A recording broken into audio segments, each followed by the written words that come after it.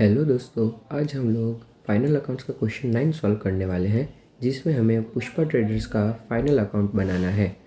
तो सबसे पहले हम देखेंगे कि हमें पुष्पा ट्रेडर्स का ट्रायल बैलेंस दिया हुआ है, जिसमें डेबिट और क्रेडिट में इंफॉर्मेशन दी हुई होती है और हमें अलग अलग एडजस्टमेंट्स भी दी हुई है।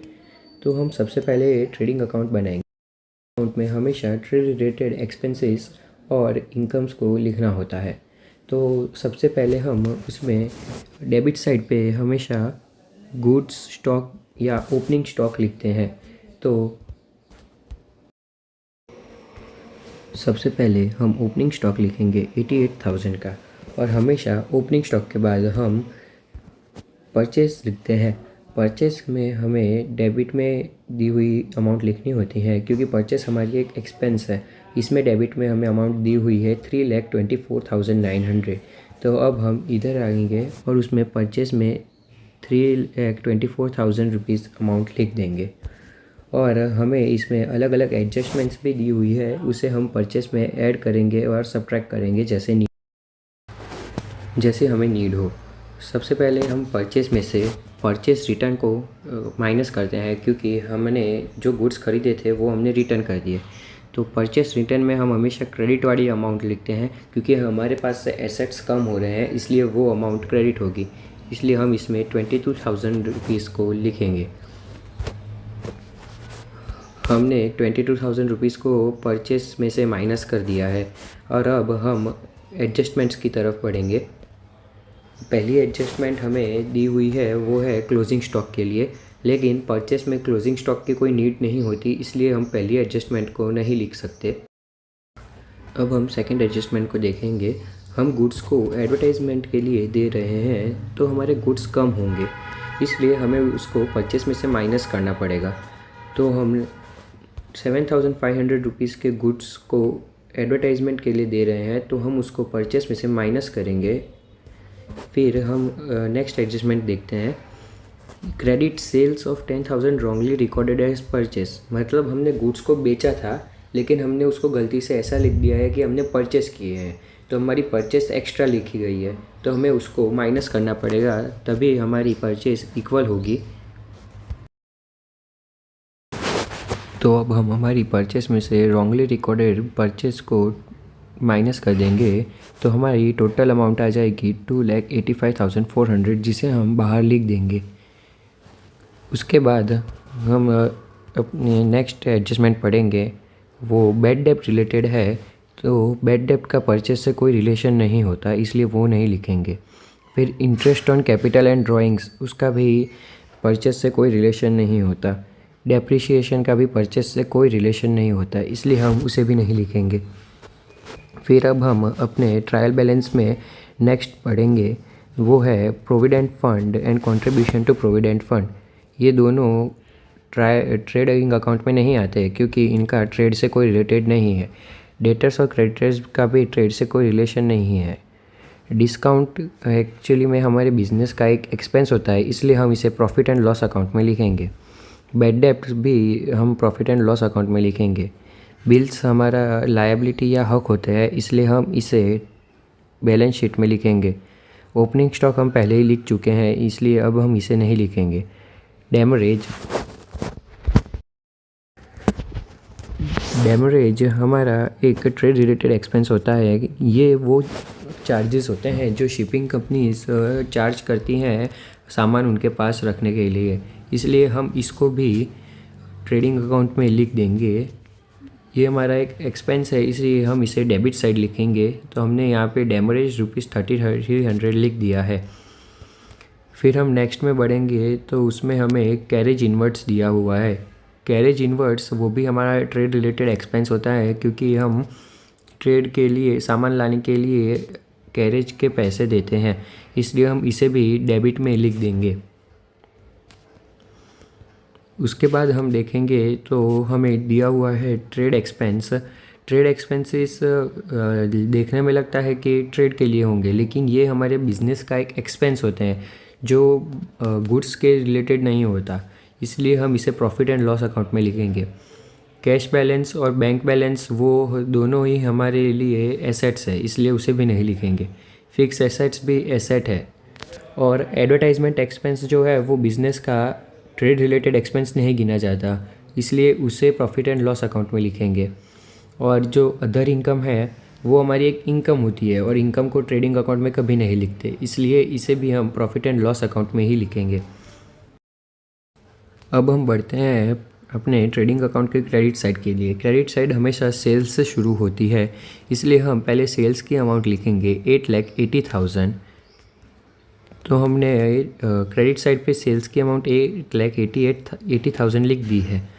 अब हम सेल्स में से सेल्स रिटर्न को माइनस करेंगे। सेल्स रिटर्न हमारे लिए एक एक्सपेंस होता है, इसलिए हम उसको डेबिट की साइड लिखते हैं। तो हम 88,000 रुपीज़ को सेल्स में से माइनस कर देंगे, क्योंकि हमारे गुड्स रिटर्न हुए, हमारा एक एक्सपेंस हुआ, हमारे सेल्स कम हुई। फिर हम एडजस्टमेंट्स की तरफ जाएंगे। फर्स्ट एडजस्टमेंट क्लोजिंग स्टॉक का है, तो ये सेल्स में नहीं आएगा। इसमें भी गुड्स कम हो रहे हैं एडवर्टाइज़ के लिए, तो ये भी सेल्स में नहीं आएगा। ये थर्ड एडजस्टमेंट है क्रेडिट सेल्स ऑफ 10,000। तो हमने उसको गलती से परचेस में लिख दिया था, तो अब हम उसको सेल्स में ऐड कर देंगे। तो हम इधर क्रेडिट सेल्स ऑफ 10,000 को ऐड कर देंगे, और फाइनल आंसर हमारा 8,02,000 आएगा, उसको बाहर लिख देंगे। उसके बाद हम लोग एडजस्टमेंट्स को देखेंगे। तो पहली एडजस्टमेंट हमें दी हुई है कि closing stock on 31 March 2015 is 2,02,000, out of which 2,000 for advertisement. Remaining stock में से 30% की वैल्यू 20% ज़्यादा है, और 30% की वैल्यू 20% से गिर गई है, और जो बचा हुआ स्टॉक है उसको रिपेयर करने का एक्सपेंस 5,000 रुपीज़ है। तो अब हमें स्टॉक की एक्चुअल वैल्यू निकालने के लिए थोड़ी कैलकुलेशन करनी पड़ेगी, जिसे हम वर्किंग नोट कहते हैं। और इन कैलकुलेशन में मार्केट वैल्यू और रिमेनिंग वैल्यू दोनों में से जो भी वैल्यू छोटी होगी उसी वैल्यू को काउंट करके हम टोटल आंसर लाएंगे। तो हमारे पास टोटल स्टॉक है 2,02,000 का, जिसमें से एडवर्टाइजमेंट के लिए 2,02,000 का स्टॉक हम यूज़ कर रहे हैं। तो नेट स्टॉक हमारे पास होगा 2 लाख का, और उन 2 लाख में से 30% स्टॉक की वैल्यू 20% ज़्यादा है। 60,000 30% स्टॉक यानी 60,000, और 60,000 का 20% यानी कि 12,000। तो स्टॉक की मार्केट वैल्यू हो जाएगी 72,000, और 30% की वैल्यू 20% से कम है, इसलिए उसकी वैल्यू हो गई 48,000। और जो रिमेनिंग स्टॉक है 40% यानी कि 80,000, उसकी वैल्यू में से हमें 5,000 को माइनस करना पड़ेगा, क्योंकि हम उसको रिपेयरिंग एक्सपेंसेस के लिए यूज़ कर रहे हैं, यानी कि हमारे पास वैल्यू बचेगी 75,000। और अब हम इन सब में छोटी वैल्यू को लेके ऐड कर देंगे। तो इस वाले में सबसे छोटी वैल्यू 60,000 है, फिर इसमें सबसे छोटी वैल्यू 48,000 है, और इसमें छोटी वैल्यू 75,000 है। तो अब हम इन तीनों का प्लस करेंगे, यानी 60,000 प्लस 48,000 प्लस 75,000, यानी कि 1,83,000। और अब हम इस 1,83,000 को ट्रेडिंग अकाउंट की क्रेडिट साइड में हमने इधर बाय क्लोजिंग स्टॉक करके ट्रेडिंग अकाउंट में 1,83,000 लिख दिया है। और अब हम क्रेडिट साइड का टोटल करेंगे, तो इन दोनों का टोटल करने पे आंसर आता है 9,85,000। तो अब हम 9,85,000 में से हर एक डेबिट की अमाउंट को माइनस करेंगे, यानी 88,000, 2,85,400, 3,300 और 21,000। और जो आंसर हमारा बचेगा वो हमारा ग्रॉस प्रॉफिट होगा 5,87,300। और अब हम डेबिट साइड का भी टोटल कर लेंगे, तो हमारा आंसर आएगा 9,85,000। तो ट्रेडिंग अकाउंट हमने बना दिया है। तो अब उसके बाद हमें बनाना होगा profit and loss account of Pushpa traders.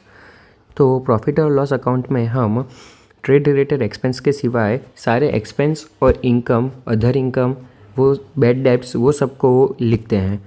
तो सबसे पहले हम P&L अकाउंट में क्रेडिट साइड में हमारा ग्रॉस प्रॉफिट लिखते हैं। बाय ट्रेडिंग ग्रॉस प्रॉफिट ऐसे हमें लिखना होता है, और हमने 5,87,000 लिख दिया। अब हम अपने ट्रायल बैलेंस में से सारी एक एक करके डेबिट की वैल्यूज़ देखेंगे, और उसमें से सिलेक्ट करेंगे कि कौन सी हम P&L अकाउंट में लिख सकते हैं। तो ड्राइंग्स और कैपिटल हम नहीं लिख सकते, क्योंकि ये हमारी लायबिलिटीज़ होती है। परचेस और सेल्स हम ऑलरेडी ट्रेडिंग अकाउंट में लिख चुके हैं, गुड्स रिटर्न भी ट्रेडिंग अकाउंट में लिख चुके हैं। Provident fund and contribution to provident fund, तो इसमें हमें कंट्रीब्यूशन टू प्रोविडेंट फंड लिखना होता है, क्योंकि हम हमारे बिजनेस में से पैसे दे रहे हैं हमारे एम्प्लॉय के प्रोविडेंट फंड के लिए। तो हम 11,000 जो हमारा कंट्रीब्यूशन है उसको हम P&L अकाउंट की डेबिट साइड में हमने कंट्रीब्यूशन टू प्रोविडेंट फंड को इसमें डेबिट साइड पे लिख दिया है। अब उसके बाद हम नेक्स्ट डेबिट वैल्यू देखते हैं। प्रोविडेंट फंड इन्वेस्टमेंट हमारी एक एसेट होती है और उसका इंटरेस्ट भी हमारे पास एसेट ही गिनाता है, इसलिए उसको हम सिर्फ और सिर्फ बैलेंस शीट में लिखेंगे। डेटर्स और क्रेडिटर्स ये लायबिलिटी और एसेट्स आते हैं, इसको भी हम नहीं लिखेंगे। डिस्काउंट हमारा एक एक्सपेंस ही होता है बिजनेस का, इसलिए हम इसको डेबिट वैल्यू को P&L अकाउंट की डेबिट साइड पे लिख देंगे। Discount given 50,600। अब हम लोग अपनी नेक्स्ट डेबिट वैल्यू को देखेंगे जो है बैड डेप्ट। बैड डेप्ट को हम हमेशा P&L अकाउंट की डेबिट साइड पे लिखते हैं। सबसे पहले हम ट्रायल बैलेंस में दिया हुआ बैड डेप्ट लिखेंगे जो है 33,000। हमने ट्रायल बैलेंस का बैड डेप्ट इधर लिख दिया है 33,000। और अब हम लोग एक वर्किंग नोट बनाएंगे, क्योंकि हमें एडजस्टमेंट में भी बैड डेप्ट दिया हुआ है। एडजस्टमेंट में हमें दिया हुआ है write off 30,000 rupees at bad डेप्ट from debtors and provide 10% bad डेप्ट रिजर्व। तो अब हम एडिशनल बैड डेप्ट और बैड डेप्ट रिजर्व को ढूंढेंगे। हमें ये पता है कि एडिशनल बैड डेप्ट 30,000 है और उसमें से हमें 10% बैड डेप्ट रिजर्व देना है, जो हम हमेशा डेटर्स में से देते हैं। हमारे पास एडिशनल बैड डेप्ट 30,000 है, 10% का बैड डेप्ट रिजर्व है। डेटर्स हमारे 2,20,000 के दिए हैं और प्लस 10,000 हमारी अनरिकॉर्डेड क्रेडिट सेल्स के, यानी कि टोटल डेटर्स हमारे हुए 2,30,000 और उसमें से 30,000 का एडिशनल बैड डेप्ट निकालेंगे तो हमारे डेटर्स बचे 2 लाख के, और 2 लाख का 10% 20,000 होता है, जो हमारा एडिशनल बैड डेप्ट रिजर्व। अब हम इस सबको प्रॉफिट एंड लॉस अकाउंट में प्रॉपर फॉर्मेट में लिखें। हमारा ट्रायल बैलेंस का बैड डेप्ट 33,000 रुपीज़ और एडजस्टमेंट का बैड डेप्ट 30,000 रुपीज़ और बैड डेप्ट रिज़र्व जो हमें एडजस्टमेंट में से निकाला 20,000। इन तीनों को हम प्लस करेंगे और उसके बाद इन तीनों के सम में से हम हमारा ट्रायल बैलेंस का बैड डेप्ट रिज़र्व 49,500 को माइनस करेंगे, तो हमारे पास आंसर बचेगा 33,500। अब हम अगली डेबिट इन्फॉर्मेशन को देखें तो वो है बिल्स। लेकिन बिल्स हमारी लायबिलिटी होती है या फिर एसेट होती है, तो हम इसको P&L में नहीं लिखेंगे। गुड स्टॉक ये भी हम ट्रेडिंग अकाउंट में लिख चुके हैं, डेमरेज ट्रेडिंग अकाउंट में लिख चुके हैं, कैरेज इनवर्ट भी ट्रेडिंग अकाउंट में लिख चुके हैं। ट्रेड एक्सपेंसेस हम प्रॉफिट एंड लॉस अकाउंट में लिखेंगे, क्योंकि ये हमारे बिजनेस का एक एक्सपेंस है। ट्रेड एक्सपेंसेस को हम ₹1 लाख इसको हम डेबिट साइड पे लिख देंगे। नेक्स्ट इन्फॉर्मेशन हमें डेबिट में दी है कैश बैलेंस, वो एसेट होता है तो बैलेंस शीट में आएगा। बैंक बैलेंस एसेट है तो बैलेंस शीट में आएगा। फिक्स एसेट है बैलेंस शीट में आएगा। एडवर्टाइजमेंट एक्सपेंस ये हमारा एक एक्सपेंस है, तो हम इसे प्रॉफिट एंड लॉस अकाउंट की डेबिट साइड पे लिख देंगे। Advertisement expense ₹10,000। और अब हम एडजस्टमेंट्स को भी रीड करेंगे।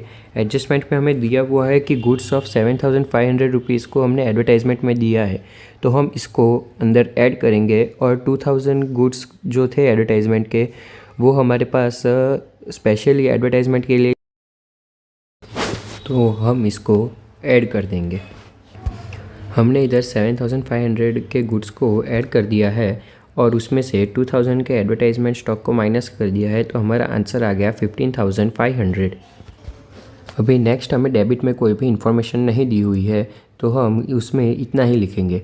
अब हम क्रेडिट की साइड जाएंगे। क्रेडिट में हमें जो जो इन्फॉर्मेशन दी हुई है उसको हम एक बार गो थ्रू करेंगे और देखेंगे कि उसमें से कौन सी प्रॉफिट एंड लॉस अकाउंट में आ सकती है। ड्राइंग्स और कैपिटल तो बैलेंस शीट में आएगा। परचेस सेल ट्रेडिंग अकाउंट में आ चुका है। गुड्स रिटर्न भी ट्रेडिंग अकाउंट में आ चुका है। प्रोविडेंट फंड और इन्वेस्टमेंट आ गया इन्वेस्टमेंट वाला हम लिखेंगे बैलेंस शीट में, डेटर्स क्रेडिटर्स बैलेंस शीट में आएंगे।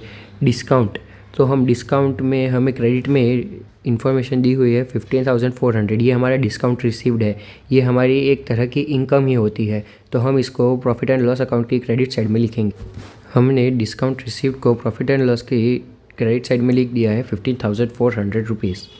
नेक्स्ट क्रेडिट इन्फॉर्मेशन हमें बैड डेब्ट और बैड डेब्ट रिजर्व की दी हुई है, जो हम पहले ही लिख चुके हैं। बिल्स हमारी बैलेंस शीट में आती हैं। और लास्ट में हमें क्रेडिट में एक ही इन्फॉर्मेशन दी है, अदर इनकम। ये हमारी एक तरह की इनकम ही होती है बिज़नेस की, इसलिए हम इसे प्रॉफिट एंड लॉस अकाउंट में लिखें। हमने अपनी अदर इनकम को भी इसमें लिख दिया है।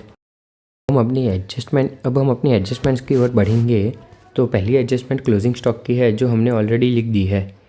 फिर एडवर्टाइजमेंट गुड्स की एडजस्टमेंट भी हमने लिख दी है, ये ट्रेडिंग अकाउंट में आती है। बैड डेब्ट की भी हमने लिख दी है। Interest on capital and interest on drawings, तो अब हम इंटरेस्ट ऑन कैपिटल को डेबिट में लिखेंगे और इंटरेस्ट ऑन ड्राइंग को क्रेडिट में लिखेंगे। इंटरेस्ट ऑन कैपिटल हमने कैलकुलेट किया 10%, तो वो हमारा 33,000 रुपीज़ आता है, इसको हमने डेबिट में लिख दिया है। और इंटरेस्ट ऑन ड्राइंग्स हमारा 1584 रुपीज़ आ रहा है, जिसको हमने क्रेडिट में लिख दिया है। और हमारी एक लास्ट एडजस्टमेंट है कि calculate depreciation on fixed assets, ये हमारे बिजनेस की नॉन कैश एक्सपेंस होता है, इसलिए हम इसे डेबिट साइड में लिख देंगे प्रॉफिट एंड लॉस अकाउंट के। हमने डेप्रिसिएशन ऑन फिक्स्ड एसेट ₹60,000 लिख दिया है। हमने ये 60,000 इसलिए लिया क्योंकि हमें यहाँ दिया गया है कि हमें स्ट्रेट लाइन मेथड के हिसाब से कैलकुलेट करना है। भले ही हमें एसेट की वैल्यू इधर 4,80,000 दी है, लेकिन उसकी ओरिजिनल कॉस्ट प्राइस 60,000 थी, और स्ट्रेट लाइन मेथड में हमेशा कॉस्ट प्राइस पे डेप्रिसिएशन कैलकुलेट होता है। अब हम अपनी क्रेडिट साइड का टोटल करेंगे। हम इन सब का टोटल करते हैं तो आंसर आता है 6,23,884। और अब हम 6,23,884 में से ये सारी अमाउंट को माइनस करेंगे, और जो आंसर आएगा उसको हम नेट प्रॉफिट करके यहाँ पे लिख देंगे। 3,20,284 हमारा नेट प्रॉफिट आ रहा है। अब हम जब डेबिट साइड का भी टोटल करेंगे तो उसका आंसर भी हमारा 6,23,884 आ गया है। तो दोनों साइड का आंसर मैच हो रहा है, यानी हमारा प्रॉफिट एंड लॉस अकाउंट एकदम सही बना है। तो अब हम अपने फाइनल अकाउंट के सबसे आखिरी और मेन पड़ाव पर आते हैं, जो है बैलेंस शीट को बनाना। बैलेंस शीट में हमें हमेशा ये ध्यान रखना होता है कि इसमें लायबिलिटीज़ को हमें लेफ़्ट साइड ही देखना होता है और एसेट्स को राइट साइड ही देखना होता है। और इसमें डेबिट क्रेडिट या फिर टू और बाय नहीं लिखना होता। अगर हम ये लिखेंगे तो हमारा आंसर पूरा गलत ही हो जाएगा। इसलिए हमें इस बात का खास ख्याल रखना है कि हम डेबिट क्रेडिट और टू या बाय ना लिखें। अभी तक हमने P&L और ट्रेडिंग अकाउंट में ईयर एंडिंग ऑन लिखा था, लेकिन इसमें एज ऑन आता है, क्योंकि हम ये पूरे साल दरमियान नहीं, सिर्फ साल के आखिरी दिन पे ही बनाते हैं, जो कि हमारा फाइनेंशियल ईयर होता है। तो अब हमने जो चीज़ें ट्रेडिंग अकाउंट और P&L अकाउंट में नहीं लिखी होती, उन सब चीज़ों को हम बैलेंस शीट में लिखेंगे। बैलेंस शीट लिखने की शुरुआत हम हमेशा लायबिलिटी साइड में कैपिटल लिखने से करते हैं। तो हम उसमें कैपिटल लिखेंगे, फिर उसमें नेट प्रॉफिट को और इंटरेस्ट ऑन कैपिटल को ऐड करेंगे, और उसमें से ड्राइंग्स और इंटरेस्ट ऑन ड्राइंग्स को माइनस करेंगे। हमने कैपिटल लिख दिया, उसमें नेट प्रॉफिट और इंटरेस्ट ऑन कैपिटल को ऐड किया, क्योंकि कैपिटल ओनर हमें देता है, तो ओनर को पे करने की हमारी लायबिलिटी होती है, तो हम इसीलिए उसको लायबिलिटी साइड पे लिखते हैं। और हम ड्राइंग्स और इंटरेस्ट ऑन ड्राइंग्स को इसलिए माइनस करते हैं क्योंकि ओनर ने वो चीज़ें हमसे ली हुई है, तो हम उतने चीज़ ओनर को कम दे, ये हमारा राइट टू एडजस्ट होता है। तो अब हम इन सब चीज़ का ऐड और सब्ट्रैक्ट करेंगे तो आंसर आएगा 6,55,300 रुपीज़। साइड में हम वो अमाउंट लिखते हैं जो हमें क्रेडिट में दी हुई होती है। तो अब हम एक एक करके क्रेडिट की साइड वाली इन्फॉर्मेशन का ध्यान देंगे। ड्राइंग्स और कैपिटल हम पहले ही लिख चुके हैं। परचेस और सेल्स ट्रेडिंग अकाउंट में आता है। गुड्स रिटर्न भी ट्रेडिंग अकाउंट में आता है। प्रोविडेंट फंड और कंट्रीब्यूशन टू प्रोविडेंट फंड हम प्रॉफिट एंड लॉस अकाउंट में लिख चुके हैं। Provident fund and investment interest on provident. अब हमने जब P&L में लिखा था तो सिर्फ हमने कंट्रीब्यूशन टू प्रोविडेंट फंड लिखा था 11,000, क्योंकि हमने वो पे किया है। लेकिन प्रोविडेंट फंड बनाने की लायबिलिटी भी जिम्मेदारी भी हमारी ही होती है। इसलिए अब हम इसमें लायबिलिटी साइड बैलेंस शीट में प्रोविडेंट फंड और उसकी अमाउंट 1,10,000 लिखेंगे। और interest on provident fund investment भी हम लायबिलिटी साइड में ही लिखेंगे, क्योंकि हमें वो इंटरेस्ट पे करना होता है। तो हमने यहाँ पे प्रोविडेंट फंड 1,10,000 और इंटरेस्ट ऑन प्रोविडेंट फंड 8,800 लिख के उसका टोटल करके लिख दिया है 1,18,800। क्योंकि प्रोविडेंट फंड हमें हमारे एम्प्लॉयज़ को प्रोवाइड करना होता है और उस पर इंटरेस्ट भी हमें ही पे करना होता है, इसलिए हमने उसको लायबिलिटी साइड में लिखा है। नेक्स्ट जो हमें इंफॉर्मेशन क्रेडिट में दी हुई है वो है क्रेडिटर्स। तो अब हम क्रेडिटर्स को यहाँ पे ऐड कर देंगे 1,65,000। और हमने जो गलती से क्रेडिट सेल्स को क्रेडिट परचेस लिख दिया था, उसे भी हम क्रेडिटर्स में से सब्ट्रैक्ट कर देंगे। तो हमारी क्रेडिटर्स की अमाउंट 1,65,000 में से 10,000 सब्ट्रैक्ट करेंगे तो आंसर आ जाएगा 1,55,000। अब नेक्स्ट क्रेडिट में अमाउंट देखेंगे तो वो है डिस्काउंट हमने already profit and loss account में लिख दिया है। बैड डेट रिजर्व भी हमने प्रॉफिट एंड लॉस अकाउंट में लिख दिया है। और अब बिल्स पेएबल, यानी कि हमारी जिम्मेदारी होती है कि हम जिससे हमने पैसे लिए हैं उनको बिल्स उनके पे कर, इसलिए हमें जो बिल्स पेएबल की अमाउंट दी हुई है उस क्रेडिट साइड पे उसे हम यहाँ पे लिख देंगे, जो है 27,500 रुपये। अब हमें नेक्स्ट क्रेडिट में इन्फॉर्मेशन दी हुई है अदर इनकम, जो हम already profit and loss account में लिख चुके हैं, इसलिए हम इसे बैलेंस शीट में नहीं लिखेंगे। तो अब हम हमारी बैलेंस शीट की लायबिलिटी साइड का टोटल करेंगे तो हमारा आंसर आएगा 9,56,600। तो हमें लायबिलिटी साइड का टोटल मिल गया है, तो हमें यह आइडिया आ जाएगा कि एसेट साइड का भी टोटल इतना ही होना चाहिए। अगर हमारा एसेट साइड का टोटल इससे कम या ज़्यादा होता है तो हमें पता चल जाएगा कि हमने कहीं ना कहीं पे गलती तो की ही है। अब बारी है कि हम अपनी एसेट्स के बारे में लिखें।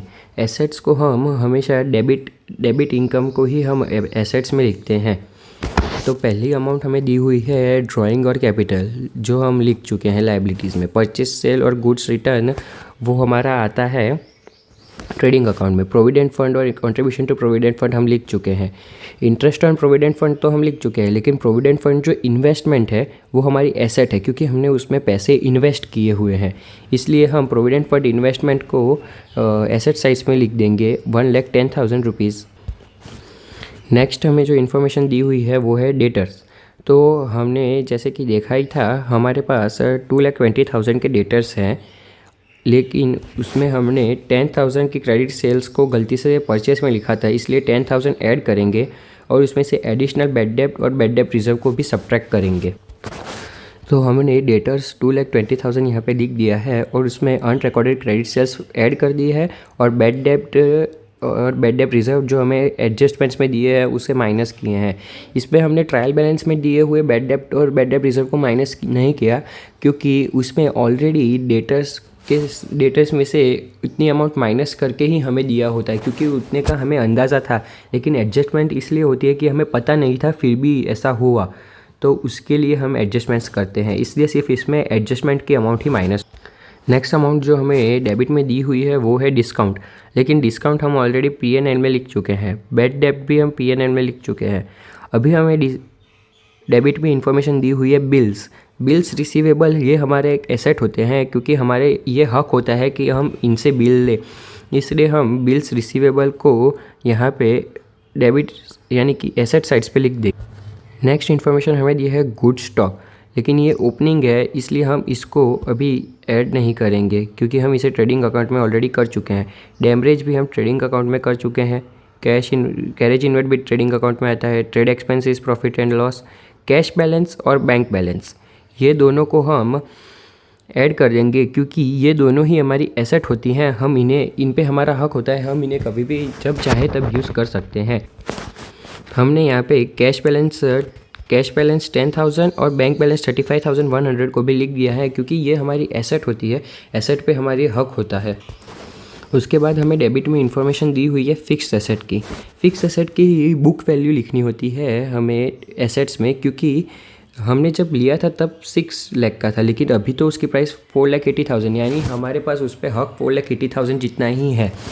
और हमें एडजस्टमेंट भी एक दी हुई है कि 10% डेप्रिसिएशन है, तो हमें 4,80,000 में से 10% डेप्रिसिएशन ऑफ 60,000 यानी कि 6,000 रुपीज़ को 60,000 रुपीज़ को माइनस करना पड़ेगा, तब जाके हमारी ओरिजिनल वैल्यू निकली। हमने फिक्स एसेट 4,80,000 के लिखे हैं और उसमें से 60,000 माइनस किए हैं, तो हमारा आंसर आया है 4,20,000। इतने का ही हमारे पास मशीन पर हक है कि मशीन की वैल्यू अब सिर्फ इतनी ही रही है। नेक्स्ट डेबिट वैल्यू देखें तो वो तो हमारी एडवर्टाइजमेंट एक्सपेंस है, तो हम उसे इसमें नहीं लिखेंगे क्योंकि वो ऑलरेडी हम प्रॉफिट एंड लॉस अकाउंट में लिख चुके हैं। अदर इनकम भी हम प्रॉफिट एंड लॉस अकाउंट में लिख चुके हैं। अब हम एडजस्टमेंट रीड करेंगे तो हमारे पास 2,000 का एडवर्टाइजमेंट स्टॉक है, तो वो एडवर्टाइजमेंट स्टॉक हमारी एक तरह की एसेट ही होती है, इसलिए हम एडवर्टाइजमेंट स्टॉक को ऐड कर देंगे। हमने डेबिट साइड पे एसेट साइड पे एडवर्टाइजमेंट स्टॉक 2,000 को लिख दिया। जो क्लोजिंग स्टॉक होता है वो भी हमारी एक एसेट ही होती है और हमने ट्रेडिंग अकाउंट के लिए इसकी वैल्यू निकाली थी, जो बची हुई थी वो है 1,83,000 रुपीज़। तो अब हम लोग 1,83,000 रुपीज़ को भी ऐड कर देंगे। क्लोजिंग स्टॉक 1,83,000 रुपीज़ हमने लिख दिया है। अब हम आगे की एडजस्टमेंट्स पढ़ेंगे। Goods of 7,500 given as advertisement, ये हमने already profit and loss account में लिख दिया है। Goods credit sales of 10,000 already recorded as credit purchase, ये भी हमने लिख दिया है। बैड डेब्ट भी लिख दिया है हमने। और कैपिटल और इंटरेस्ट ऑन ड्राइंग्स, ये हमने ऑलरेडी इसमें ऐड कर दिया हुआ है। डेप्रीशिएशन भी हमने फिक्स एसेट में से माइनस कर दिया है, इसलिए अब हम बची हुई चीज़ों का टोटल करेंगे। अगर हम इन सब का टोटल करेंगे तो हमारा आंसर 9,56,600 आ गया है, जो कि लायबिलिटीज साइड से मैच करता है, यानी कि हमारी बैलेंस शीट मैच हो गई है। हमने आज पुष्पा ट्रेडर्स का फाइनल अकाउंट का क्वेश्चन सॉल्व किया है। उम्मीद है कि आपको ये सब समझ आ गया होगा। Thank you.